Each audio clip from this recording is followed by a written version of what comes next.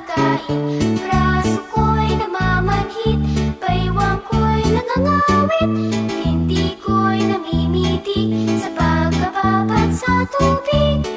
Halika